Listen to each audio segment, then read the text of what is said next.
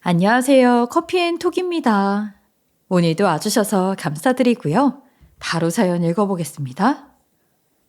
평생을 1분도 쉴 틈 없이 바쁘게 살아왔는데 요즘은 할 일 없이 TV를 보거나 유튜브를 보면서 시간을 보내고 있어요. 거기 보면 참 기구한 삶을 사는 사람들 이야기도 많더라고요. 그런 사람들 이야기를 들을 때마다 제 젊은 날이 생각나서 가슴이 아려와요. 할 수만 있다면 그 사람들 찾아가서 등 두드려주면서 괜찮아질 거라고, 곧 한숨 돌릴 수 있을 거라고 말해주고 싶어요. 저도 그랬으니까요. 이제 50대인데 벌써 이러고 있으니 참 팔자 좋죠. 저도 지금 제가 사는 모습이 실감이 잘 나지 않아요. 참으로 기구한 팔자를 타고난 줄 알았는데 매일같이 이렇게 잘 먹고 잘 놀고 있으니까요. 눈부신 청춘을 다 갖다 바치고 오늘을 선물 받은 게 아닌가 싶을 정도로 전 지금 너무 행복하게 잘 살고 있습니다. 아니, 나랑 같이 가. 나랑 서울 올라가자. 여기서 혼자서 뭐 할 거야. 남은 우리라도 서로 의지하며 살아야지. 아버지가 췌장암으로 세상을 뜨신 지 1년도 채 되지 않아 엄마까지 신부전증으로 돌아가시자 언니는 제게 서울로 함께 가자고 말했어요. 장례를 치르고 시골집에 홀로 남아 쓸쓸히 방을 정리하는 저를 혼자 두고 갈 수 없었던 모양이에요.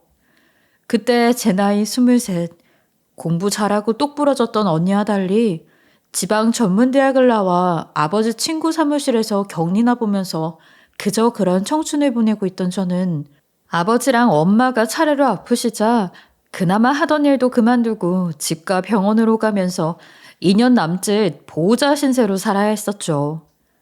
꽃 한 번 못 피워보고 시골집에서 혼자 지내게 될 게 저도 막막하지 않은 건 아니었어요. 그래서 곧 결혼할 언니에게 얼마나 큰 부담이 될지 알면서도 순순히 그러겠다고 했었죠. 그땐 어렸으니까요. 그래도 우리 둘이 살 방은 얻으라고 엄마 아빠가 뭐라도 남겨주고 돌아가셨네. 항상 감사하게 생각하면서 살자. 이제 그만 울고. 시골집을 팔고 밭이며 논을 처분해서 여기저기 정리하고 나니 딱 1억이 남더라고요. 그 돈으로 작은 오피스텔 전세를 얻을 수 있었지만 원룸이라 둘이 지내는 게 솔직히 편하진 않았어요. 그래서 갑자기 달라진 생활에 적응을 할 새도 없이 바로 알바부터 뛰기 시작했어요. 낮에는 커피숍, 밤에는 편의점에서요. 하루 14시간을 일해도 큰 돈을 벌 수는 없었지만 뭐라도 해야 언니가 시집갈 때 조금이라도 보태줄 수 있을 것 같아 열심히 했죠. 그때부터 전 저보다 누군가를 위해 돈을 벌고 돈을 쓰는 것에 익숙해지기 시작했던 것 같아요. 얼마 뒤에는 작은 유통회사에 들어갈 수 있었는데요. 월급이 많진 않아도 정규직이라 언니가 정말 좋아했어요. 너무 잘 됐다. 그래, 뭘 해도 정규직이 최고지. 장하다, 내 동생. 언니가 아침 일찍 일어나서 아침밥 꼭 챙겨줄게. 든든하게 먹고 열심히 살자, 우리. 첫 출근 날부터 언니는 정말 새벽 5시에 일어나서 아침을 차려주고 출근을 했어요. 그러지 말라고 아무리 말려도 소용이 없었죠. 자기가 이제 엄마 대신이라며 시집가기 전까지만이라도 그렇게 해주고 싶다는데 진심으로 보여서 저도 더 이상 말리지 않았어요. 대신 일찍 일어나 아침밥 맛있게 먹어주면서 언니를 기분 좋게 해주었어요. 하지만 행복도 잠시 언니가 형부 가족들과 상견례를 하고 결혼 날짜를 잡으면서 언니가 헤어질 준비를 해야 했어요. 유일한 가족이라 저도 그 자리에 참석했는데 형부가 제가 한 홀어머니와 떨어져 오랫동안 혼자 살아왔다는 걸 그때 처음 알았어요. 둘 다 참 외로운 사람들이라 서로 의지하며 지내온 모양이더라고요. 상견례하면서 또 하나 알게 된 건 형부나 언니나 부모 도움은 일도 기대할 수 없이 결혼을 해야 한다는 거였어요. 형부의 어머니와 새아버지는 도움이 못 돼 미안하다고 하면서 남의 일 바라보듯 하더라고요. 그래서 제가 형부에게 먼저 제안했어요. 형부, 저 다음 달 월급 받으면 고시텔 정도는 들어갈 수 있어요. 오피스텔 보증금 보태서 작더라도 아파트 전세 얻으세요. 그래도 신혼집이잖아요. 우리 언니 위해서 제가 할 수 있는 게 그거밖에 없어서 죄송해요. 전 괜찮으니까 신경 쓰지 마세요. 제가 갑자기 그렇게 나오자 생각지도 못했는지 언니와 형부가 정말 놀라더라고요.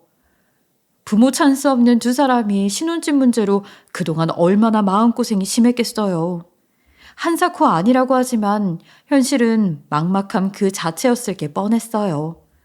그리고 얼마 후 형부와 언니가 퇴근하는 저를 데리러 회사 앞으로 찾아왔어요. 보여줄 게 있다면서 같이 가자기에 결혼한다고 옷이라도 한 벌 사주려나 은근 기대했어요. 그런데 막상 도착한 곳은 백화점이 아니라 어느 아파트 단지였어요. 드디어 신혼집을 얻어서 보여주고 싶었다며 절 데리고 온 거였어요. 방이 3개나 있는 20평대 아파트였어요. 연식이 어느 정도 있긴 했지만 리모델링이 싹 되어 있어 예쁜 집이었죠. 너무 좋다며 감탄하는데 형부가 안쪽 작은 방 문을 열며 여기 어떠냐고 묻더라고요.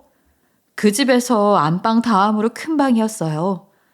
깔끔하고 크기도 적당해서 아기 방으로 딱이겠다 싶었죠. 여기에 아기 침대랑 장이랑 들여놓고 아기 방 하면 되겠네요. 방들이 다 쓸모 있어요. 이만하면 4식구, 아니 5식구도 살겠어요. 그런데 형부가 뜻밖의 말을 하더라고요. 아기 방? 무슨 소리야. 여기는 딱 처제방이지. 어때? 좀 작나? 형과 나 방이 나을까? 처제가 골라봐. 한 식구인데 같이 살아야지. 나중에 아기 나오면 4식구가 오순도순 그러려고 나 이 집 무리해서 잤다. 내 집이다 생각하고 편하게 살아. 응? 언니랑 형부는 이미 다 계획이 있었더라고요. 그래서 저도 처음에는 눈치 없이 그러기 싫다.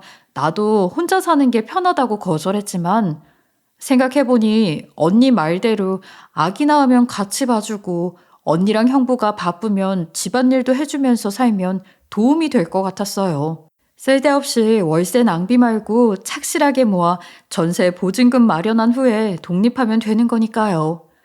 그래서 결국 셋이 함께 살기로 했어요. 얹혀 사는 것 같아 눈치는 좀 보였지만 가족과 함께 살 수 있어 행복했어요.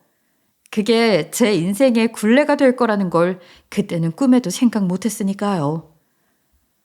우리 거의 다 왔는데 눈이 너무 많이 와서 미끄러질까 봐 기어가고 있어.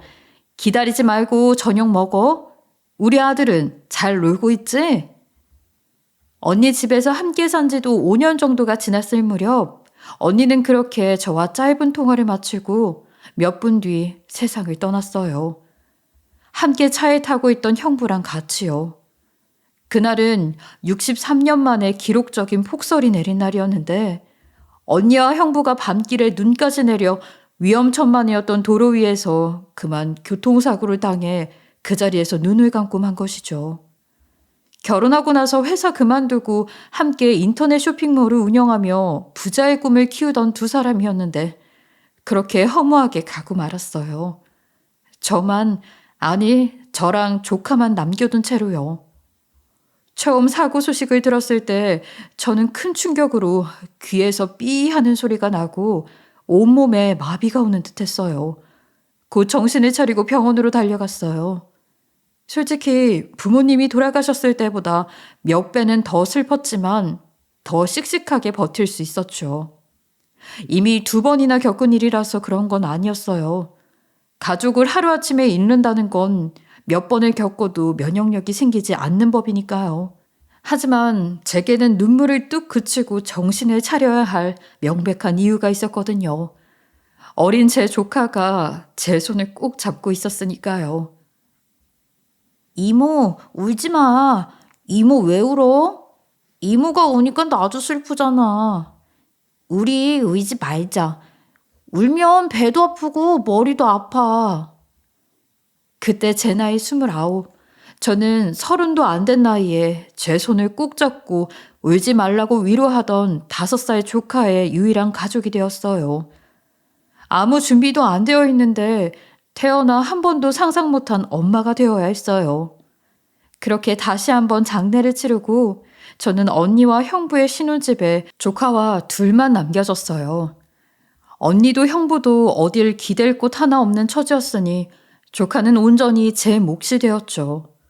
형부의 어머니는 혹시나 조카를 자기한테 떠넘길까 봐 겁이 났는지 장례 이후에 연락을 끊어버리더라고요.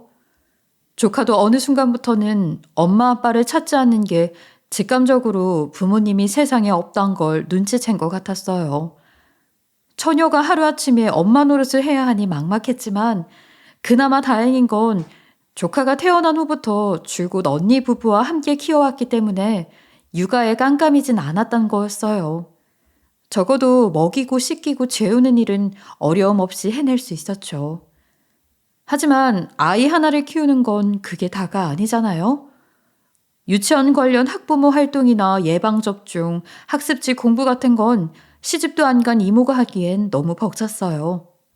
그래서 준비물이나 숙제, 날짜를 놓쳐서 늘 허둥대기 바빴죠.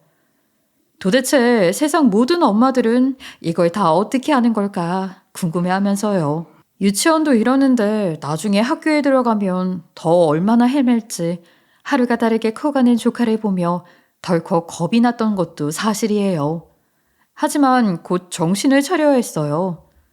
언니와 형부가 남기고 간 집 대출금을 갚고 빚 없이 이 집을 온전히 조카에게 물려주기 위해서는 몸이 부서져라 일을 해야 했으니까요. 언니랑 형부가 늦게까지 일을 했던 것처럼요. 이젠 부모까지 없으니 조카에게 돈이라도 많이 만들어줘야겠다는 생각밖에 없었어요. 자다 깼는데 이모 없다고 울면 안 돼. 알았지? 쿨쿨 자고 있으면 이모 들어올 거야. 혹시 무슨 일 있으면 관리사무소에 연락해서 이모한테 전화해달라고 하고, 응? 가방끈 짧고 할 줄 아는 것도 없는 제가 돈을 많이 벌기 위해서는 회사를 그만두고 투잡, 쓰리잡을 뛰는 수밖에 없었어요. 그래서 조카가 유치원에 가 있는 낮에는 마트에 나가 상품을 진열했고요. 조카가 하원할 때 퇴근해서 저녁을 챙겨 먹인 뒤 씻긴 다음에 잠든 걸 보고 다시 나와서 집 앞 식당에서 설거지를 해야 했죠. 곱창집 돌판을 닦는 일이었는데 몇 시간이고 쭈그리고 앉아 판을 닦아야 했어요. 고무장갑을 매일 몇 개씩 써야 할 정도로 거친 돌판을 닦아내느라 손은 너덜너덜해지고 어깨는 바스러졌지만 그나마 다행인 건 아무도 없이 홀로 고독하게 할 수 있어 스트레스가 적은 일이라는 거였죠. 식당이 밤새 하는 것도 아니어서 2-3시가 되면 들어갈 수 있으니까 꽤나 쏠쏠한 부업이었어요. 일머리가 없어서 미련맞게 팔을 쓰다 보니 몸살이 자주 나고 파스 붙이는 게 일상이었지만요. 그럴 때마다 커피와 영양제를 들이부으며 참고 또 참으며 일을 했어요. 그나마 조금이라도 젊으니까 이런 부업도 할 수 있는 거라 생각해서요. 그렇게 매일 투잡을 하고도 모자라 가끔씩 마트에 대타로 나가 마늘을 까거나 파를 다듬는 알바도 했어요. 휴일이나 명절에는 사장님이 출근하지 않아 조카를 데리고 가서 직원 식당에서 놀게 하면서 일할 수 있었거든요. 몇 번을 그러다 보니 조카도 하루 종일 식당에서 그림 그리고 노는 걸 지겨워하지 않더라고요. 친구들은 주말마다 엄마 아빠 놀러 가는데 이모가 일하는 마트에서 하루 종일 지내면서도 조카는 때 한 번 안 썼어요. 그 어린 것이 너무나 일찍이도 철이 들어버린 거죠. 언니, 나 잘하고 있는 거 맞지? 나 좋은 이모 맞지? 그런데 언니, 나 솔직히 너무 힘드네. 내가 과연 좋은 부모가 될 수 있을까? 너무 힘들 때면 안방 화장대에 올려둔 언니 사진을 보며 조카 몰래 흐느끼곤 했어요. 하루 이틀도 아니고 언제까지 이렇게 살 수 있을지 너무 막막하고 무서워서요. 하지만 고생도 하도 하면 이력이 나더라고요. 조카가 초등학교 들어가고 중학교 들어가고 고등학교에 들어갈 때까지 똑같은 삶을 살았으니까요. 하루도 빠짐없이 피로에 완전히 절어 잠자리에 눕는 그런 삶을요. 이모 생일 축하해. 그런데 이제 대출도 다 갚았고 일 하나만 줄이면 안 돼? 나는 이모가 세상에서 제일 불쌍한 것 같아. 결혼도 못 해보고 자식도 아니고 조카랑 살면서 늙어가니까. 그래서 말인데 내가 이모 노후는 책임질게. 지금까지 이모가 나 책임졌으니까 이모 늙으면 내가 책임진다고. 그러니까 너무 아등바등 살지 마요. 내가 있잖아. 41번째 생일날 저는 그 어느 때보다 행복한 생일상을 받았어요. 드디어 지긋지긋했던 빚도 다 갚고 고등학생이 된 조카에게 책임지겠다는 소리까지 들었으니까요. 자식 키우는 보람이 이런 거구나. 눈물이 핑 돌면서 생일 케이크의 달콤함을 제대로 느낀 생일이었어요. 그날 이후 그 약속을 정말 지키겠다는 듯 조카는 이를 악물고 공부를 시작했어요. 조카는 동네 고등학교에 다녔는데요. 어릴 때부터 공부를 곧잘 해서 명문고등학교에 보내고 싶었지만 한사코 기숙사가 싫다고 해서 집 가까운 학교에 다니게 됐죠. 그게 어마어마한 등록금 때문인 줄 알면서도 모른 척 했던 것 같아 늘 마음이 안 좋았는데 전화 위복이라고 큰 경쟁 없는 학교에서 무난하게 전교 1등을 이어가면서 자연스럽게 의대를 목표로 하게 됐어요.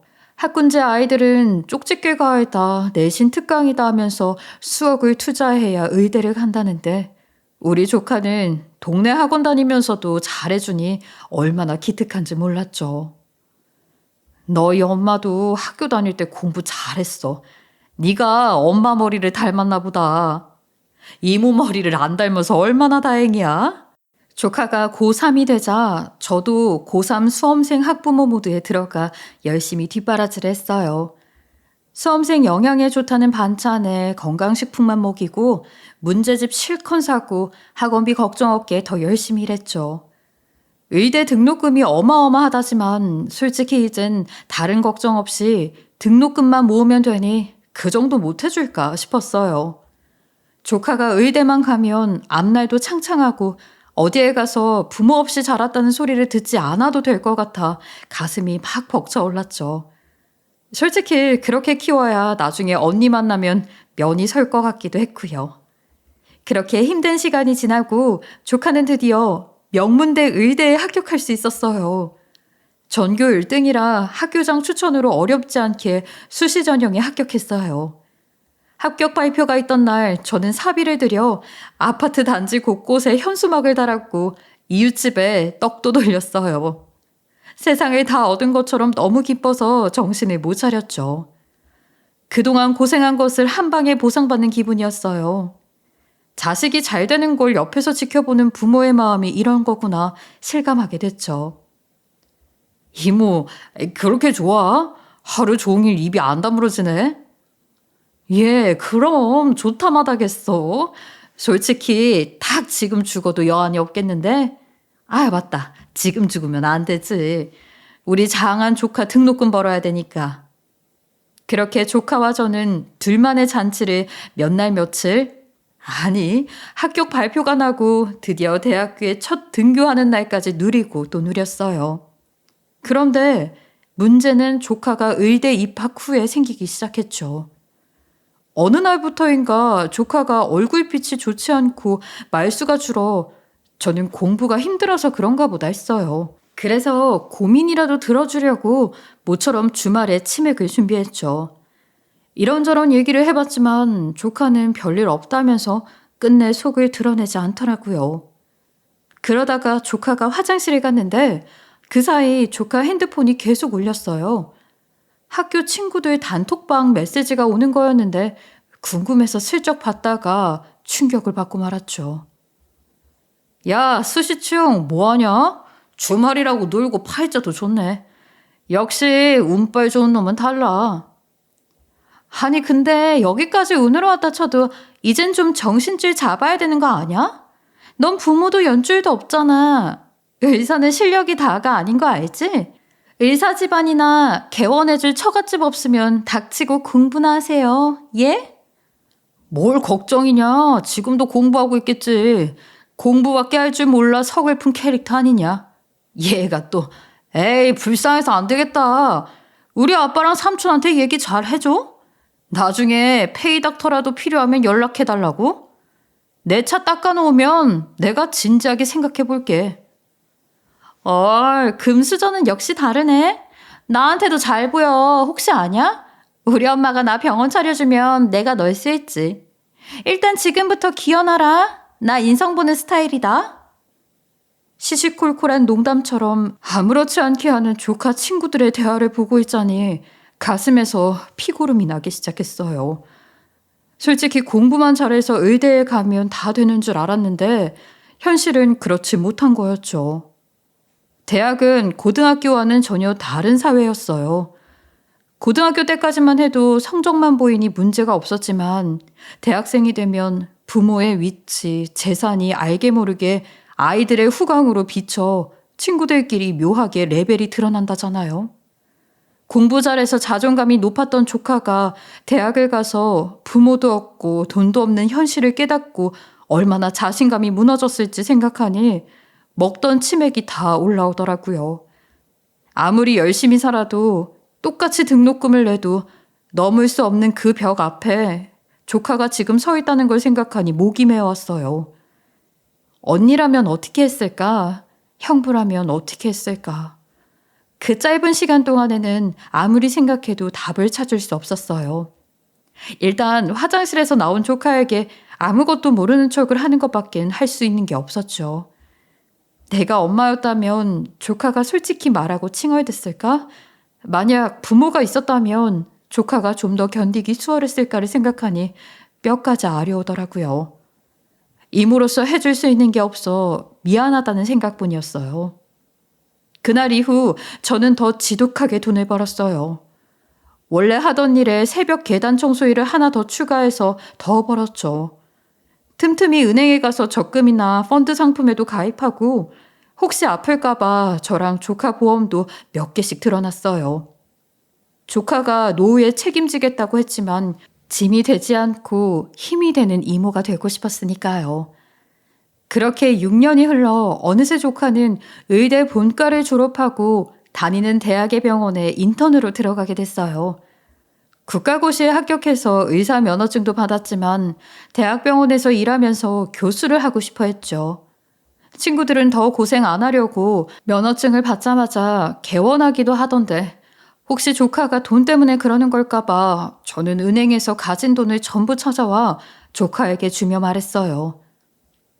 너 공부 너무 힘들면 이 돈 보태서 조그만 병원이라도 차려볼래? 의사는 대출도 잘 나온다면서 이모가 지금 가진 돈이 1억밖에 안 되는데 대출 받아서 병원 문 열면 이모도 같이 갚아 나갈게. 혹시 그럴 맘 있으면 속 시원하게 얘기해. 돈 여기에 둘 테니까. 저는 마치 몸값이라도 가져온 사람처럼 쇼핑백에 가득 담은 5만 원권 뭉치를 조카 방에 두고 나왔어요. 어차피 조카를 위해 만든 돈이니 어떻게 써도 상관없었어요. 조카가 무슨 결정을 할지 뻔히 알고 있었지만요. 나 이 돈 필요 없어. 이제 월급 나올 텐데 뭘. 전문의까지 따고 교수하면서 대학병원에서 쭉 일할 거예요. 군대까지 갔다 오려면 아직도 8년이나 남았는데 벌써 나 정리하려고 그러는 거 아니지? 1억으로 퉁치고 갈 길 가자 뭐 이런 거야? 나 전공하는 거 봐야지 뭐. 두고 봐. 내가 꼭 의대 교수 이모 소리 듣게 해줄게. 잠시 후 문을 열고 나온 조카는 제가 생각했던 그대로의 말을 하고 쇼핑백을 제 방에 둔 채 나가버리더라고요. 진짜 그러고 싶어서 그러는 건지 아니면 이모가 불쌍해서 그러는 건지 알 수 없었지만 똑똑한 조카가 그렇게 하겠다고 하니 믿고 기다려주는 수밖에 없었어요. 그날부터 저는 조카의 가운을 방 안에 걸어두고 보면서 일을 하러 나가곤 했어요. 혹시 언니와 형부가 다녀가면 실컷 보라고 절대 치우지 않고 몇 년씩 그대로 두었죠. 너무 바빠 얼굴도 보기 힘든 조카가 보고 싶을 때 가운이라도 대신 보려고 그런 것도 있고요. 아이고, 이렇게 피곤한데 무슨 밥을 사준다고. 얼른 들어가서 눈 붙여, 응? 사람이 잠 못 자면 못 쓴다. 잠은 꼭 자고 살아야 돼. 알았어? 알았어. 그래도 이건 다 먹고 가자. 우리 한 달 만인데 맛있는 거라도 같이 먹어야지. 서로 너무 열심히 살다 보니 같이 밥 먹을 시간도 없어서 조카는 한 달에 한 번은 꼭 밖에서 만나 외식을 하자고 했어요. 저야 좋았지만 바쁜 애가 그 약속을 지키려고 애쓰는 모습이 참 안쓰럽더라고요. 얼마나 피곤한지 밥 먹다가 꾸벅꾸벅 졸기도 하고요. 또 헤어질 때는 월급 받은 걸 거의 대부분 저에게 줬어요. 하얀 봉투에 그득 담아서요. 처음엔 그 봉투를 받고 울면서 필요 없다고 손사래를 쳤지만 이제 감사하게 받으며 조카 이름으로 된 통장에 꼬박꼬박 넣어두고 있어요. 나중에 결혼하거나 개원하게 되면 조금이라도 보탬이 되게 하려고요. 조카나 저나 이심전심인지 조카는 그 흰 봉투를 주면서 매번 이런 말을 했어요. 꼭 이모를 위해서 쓰라고. 그냥 다 묵혀놓지 말라고요. 그때까지만 해도 전 제 삶이 거의 완벽에 가까울 만큼 축복받았다고 생각했어요. 천사처럼 예쁜 조카가 제 삶을 행복으로 가득 채워주고 있었으니까요. 몸은 좀 고달파도 돈 걱정 없고 집 있고 자식까지 의사를 시켜놨으니 세상을 다 가진 것처럼 뿌듯했어요. 하루는 일식집에서 둘이 초밥을 먹는데 조카가 응급콜을 받고 병원으로 가 1시간이 지나도 돌아오지 못했어요. 밥 먹다가 불려나간 게 신경이 쓰여 저는 초밥 도시락 몇 개를 싸달라고 해서 병원으로 향했어요. 동료 의사들이랑 나눠 먹으면서 힘내라고요. 엄마들은 그렇게 먹을 거 싸들고 자식 일터에 가기도 하잖아요. 막상 해보니 왜 그러는지 알겠더라고요. 내 새끼 맛있는 거 챙겨주고 싶은 마음도 있지만 다른 사람들에게 잘 보이게 하고 싶고 또 우리 새끼는 이렇게 사랑받고 있다는 걸 보여주고 싶은 마음도 없지 않았어요. 병원에 도착해 로비에서 조카를 부르려고 하는데 수술을 들어가는지 통 전화를 받지 않았어요. 이 도시락을 다 어떻게 하지 잠시 고민하고 있는데 옆으로 젊은 의사들이 지나가더라고요. 반가운 마음에 조카 이름을 댔더니 마침 또 안다고 동기라고 하는 거예요. 어쩜 이런 인연이 있나 싶어 도시락을 건네면서 전해달라고 했죠. 그랬더니 친구들이 아주 깍듯하게 그러겠다고 하더라고요. 똑똑한 아이들이라 예의도 바르구나 생각했어요. 그렇게 도시락을 보내고 돌아서는데 국물이 들어있는 봉투가 제 손에 그대로 있는 거예요. 정신이 없어 도시락 통만 전해준 거였죠. 아까 그 친구들이 어디로 갔나 찾아보니 다행히 저기 엘리베이터를 기다리는 게 보였어요. 혹시 놓칠까 얼른 달려가는데 저는 그 친구들이 하는 충격적인 이야기를 듣고 말았죠. 야, 근데 걔 고아라고 하지 않았어? 저 아줌마 뭐지? 몰라. 지가 취입으로 고아라서 눈물 나게 가난하다고 했는데 설마 일하는 아줌마는 아닐 거고. 일하는 아줌마는 무슨... 걔 옷 입고 다니는 것 좀 봐라. 생전 빠는 거 봤어? 매일 같은 옷에 지질이 궁상. 아휴. 그 자식 혹시 엄마 창피해서 없다고 뻥친 거 아니야? 그 아줌마 봐라. 차림이 좀 어디다 막 자랑하긴 좀 그렇잖아? 엄마 지금 좀 젊지 않았어? 혹시 저거 스폰서 아니냐? 등록금 대주고 나중에 개원도 해주고. 딱 봐도 식당 아줌마나 청소하는 아줌마 같던데? 도대체 얼마나 열심히 일해서 스폰서하고 있는 거야? 이 와중에 나 부러운 거 싫어임? 암튼 제주도 좋다. 흑수저가 의대를 들어오질 않나. 스폰서가 팍팍 후원해주질 않나. 나도 다시 태어나면 흑수저 되고 싶다. 그 대화를 듣는 순간 잠시 잊고 살았던 6년 전의 기억이 떠올랐어요. 허물없는 척, 친한 척, 아무 말이나 짓거리던 조카 친구들의 톡이랑 똑같은 이야기들이 아니 세월이 흘러 훨씬 더 강도가 세진 대화가 제 눈앞에 펼쳐지고 있었죠. 이런 식으로 6년을 버텨왔을 조카를 생각하니 눈물이 앞을 가리더라고요. 앞으로 또 8년을 더 버텨야 하니 조카는 얼마나 눈앞이 깜깜할까요? 이런저런 생각을 하다 다리가 풀려 그만 그 자리에 주저앉고 말았어요. 그동안 희생한다는 이유로 보고 싶은 것만 보고 듣고 싶은 것만 듣고 살았던 건 아닌지 제 자신을 돌아보면서요. 문득 조카가 진짜 하고 싶은 게 아니라 이모의 희생을 가치 있게 만드는 삶을 사느라 너무 애쓰고 있는 건 아닌지 두려워졌어요. 그리고 두려움은 곧 현실이 되었죠. 이모, 어디야? 아직 병원이야? 일단 병원 밖으로 나가 있어. 내가 바로 내려갈게. 도대체 왜 병원에는 온 거야? 빨리 나가. 나가 있어, 제발. 내가 지금 갈게. 얼마 지나지 않아 조카에게 바로 전화가 왔어요. 조카는 마치 숨기고 있던 자식이 찾아온 사람처럼 당황한 것 같았죠. 일단 조카 말대로 버선발로 병원 밖을 빠져나갔어요. 그리고 누가 볼세라 근처에 보이는 김밥집으로 들어갔죠. 제 모습을 봤는지 자리에 앉자마자 조카가 달려와서는 다짜고짜 따지기 시작하더라고요. 사람들이 다 보건 말건 상관없이요. 이성을 잃은 사람처럼 지금까지 제가 알던 조카와는 전혀 다른 표정으로요. 이모, 도대체 왜 여기까지 온 거야? 내가 기다리랬잖아. 내가 전화 안 받으면 바쁜가 보다 하고 돌아가든가. 대체 왜 도시락 같은 건 싸가지고 와서 곤란하게 만들어? 그렇게 부모 노릇이 하고 싶었어? 이모가 키운다는 거 사방팔방 자랑하고 싶어서. 내가 지금까지 어떻게 살아왔는데, 내가 어떻게 버텼는데, 온갖 금수저들 판치는 데서 이악 물고 버티고 또 버텼는데, 이제 이모 소원 다 이루고 그동안 고생한 거 보상받게 됐으면 되는 거 아니야? 대체 어디까지 오지랖을 떨 건데? 이모 내 부모 아니고 그냥 이모야. 솔직히 이모도 우리 집에 얹혀 살았잖아. 어차피 별 볼 일 없는 직장 다니면서 그저 그렇게 살 거였는데 나 떠안아서 그나마 사는 명분이라도 생긴 거 아니야? 부모 대신 희생하는 이모, 이런 타이틀 가지고 지금까지 어깨에 힘주며 살아온 거 아니었냐고. 됐어. 이제 우리 그만하자. 진짜 부모 자식도 아니고 너무 오래 얽혔어. 그동안 나 등록금 대준 거는 우리 집 이모 명의로 돌려놓은 걸로 퉁치자. 요새 시세로도 그 정도면 보상받고도 남잖아. 이제 각자 살아. 다 큰 조카 데리고 사는 것도 볼썽사납고 이모도 이제 새 출발해. 나도 내 살 길 찾을 테니까 앞으로 연락하지 마. 여기서 인연 끊어.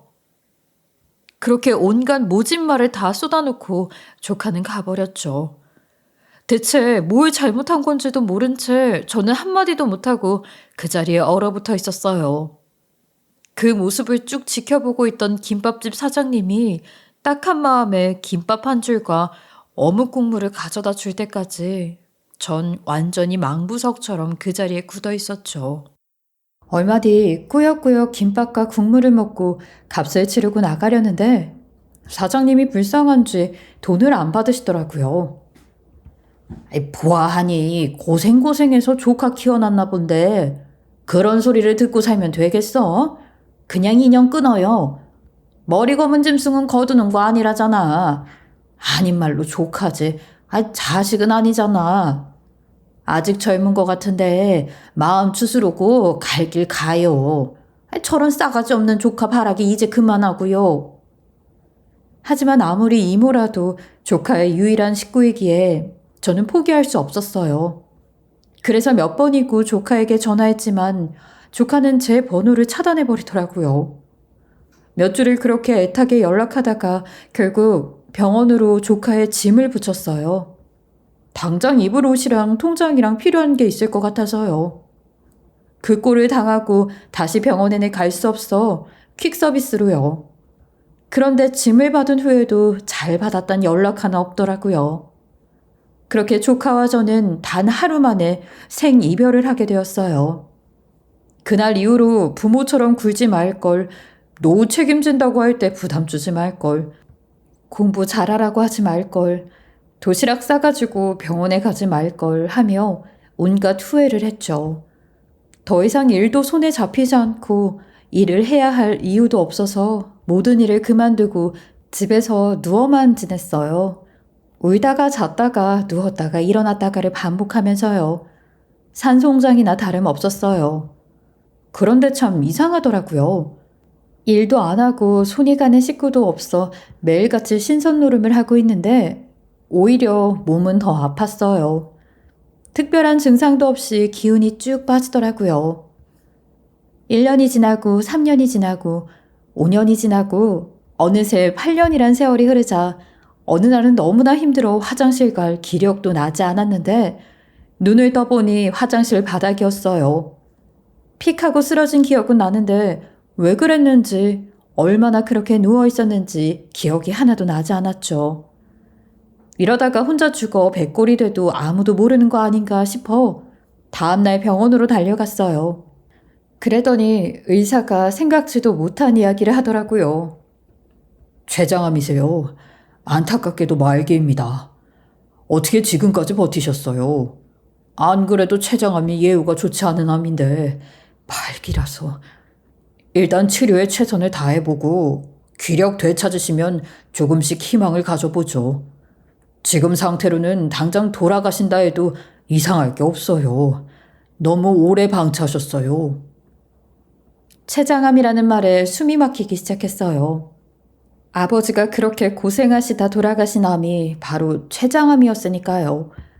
일단 말기라고 진단받으면 몇 개월 못 산다는 것도 잘 알고 있기에 절망감이 밀려왔죠. 이제 곧 죽는구나, 고생만 하다 죽나 보다 하고 생각하니 더 기운이 빠지더라고요. 그런데 그 와중에도 참 젊은 의사를 보니 조카가 떠오르는 거 있죠. 오랜만에 병원에 와서 그런지 조카 생각이 더 많이 났어요. 8년 세월이 흘렀으니 이제 전문의 따고 이렇게 환자 진료보면서 선생님 소리 들을 텐데 조카 생각을 하니 죽는다는 생각도 싹 잊게 되더라고요. 어떤 진료 과목을 선택했을까? 얼마나 멋있을까 하는 생각에 저도 모르게 웃음이 새어나왔죠. 의사 선생님이 아마 실성한 줄 알았을 거예요. 그날 이후 저는 병원에 입원해 홀로 암과의 사투를 벌여야 했어요. 치료 과정이 너무 고통스러우니까 사람이 가면 갈수록 예민해지고 우울해지더라고요. 찾아오는 사람 하나 없고 기다린 사람도 보호자조차 없는 제 인생이 허망해졌어요. 이러려고 그 고생을 하며 살았나. 시집이나 가봤으면 억울하진 않지. 치료는 받아 뭐하나. 죽어도 아무도 모르는 인생 하면서 하루하루 절망감에 몸부림쳤어요. 당장 세상을 떠나도 아무도 울어주지 않을 목숨. 괜히 병원비나 낭비하지 말고 세상을 떠나자는 생각에 간호사 몰래 주사바늘도 몇 번이나 뺐었죠. 하지만 모진 목숨을 끊어내기도 쉽지 않더라고요. 그런데 어느 새벽 따스한 기운이 손에 느껴져 눈을 떴어요. 자세히 보니 누군가 내 손을 잡고 엎어져 흐느끼고 있었어요.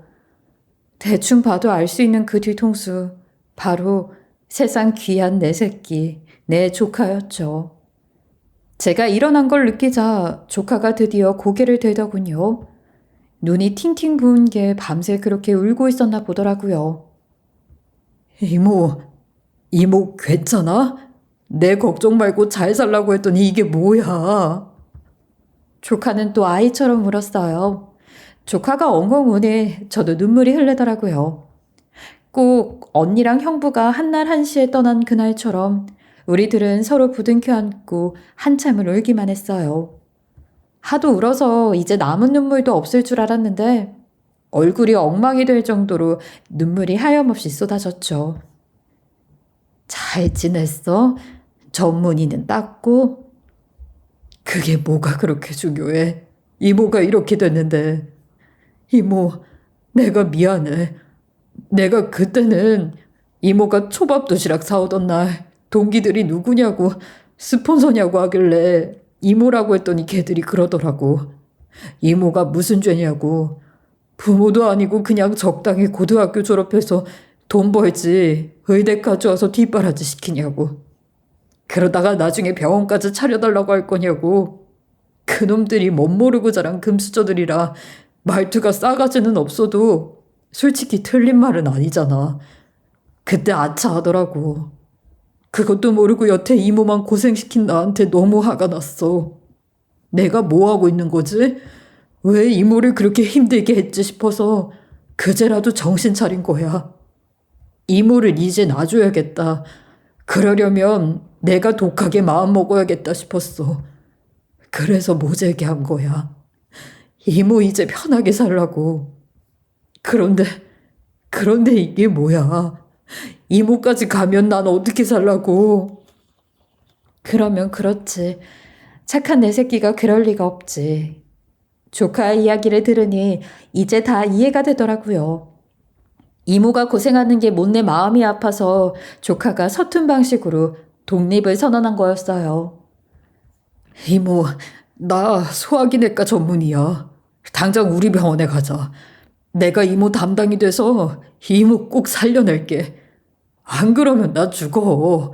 말 들어, 이모. 알았지?